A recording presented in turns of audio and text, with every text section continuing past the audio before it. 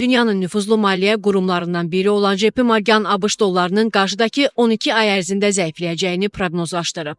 Analitiklər bu zəifləmənin əsasən dolların başqa aparıcı valyutalara avro, yen və funt sterlingə qarşı baş verəcəyini bildirirlər. Bəs indiki mərhələdə sərmayəni dollara çevirmək daha məqsədə uyğundur, yoxsa gözləmək? Mövzu ilə bağlı iqtisadçı ekspert Əkrəm Həsənov konkret AZA açıqlamasında qeyd edib ki, Azərbaycan manatı uzun illərdir ki, ABŞ dollarına bağlanıb. Əkrəm Həsənov məzənlə fərqinin 92%-dən çoxunu dövlət ödəyəcəyi hazırda bir ABŞ dolları rəsmi olaraq 1 manat 70 qəpik olaraq qalır və bu məzənə uzun müddətdir sabit saxlanılır. Bu isə o deməkdir ki, dolların dünya bazarında digər valyutalara qarşı zəifləməsi Azərbaycan manatına qarşı məzənəyə birbaşa təsir göstərmir. Ancaq dolayı yolla bu zəifləmə milli valyutanın digər valyutalara, xüsusilə də avroya qarşı dəyər itirməsinə səbəb olur. Məsələn, son illərdə avro manata qarşı xeyli bahalaşıb.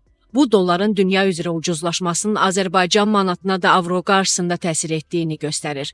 Başqa sözlə, bizdə dollar sabit görünsə də manata avroya qarşı devalvasiya baş verir. Belə bir şəraitdə və JP Morgan proqnozlarını nəzərə alaraq iqtisadçı deyib ki, hazırda sərmayəni mərhələli şəkildə dollara çevirmək məsələsi aktual deyil. Çünki dünya miqyasında ucuzlaşan dollar Azərbaycan bazarında da avro və digər valyutalar qarşısında zəifləməyə davam edəcək. Bu isə vətəndaşlar və investorlar üçün avro və ya digər alternativ valyutaların alışını daha da bahalı edir.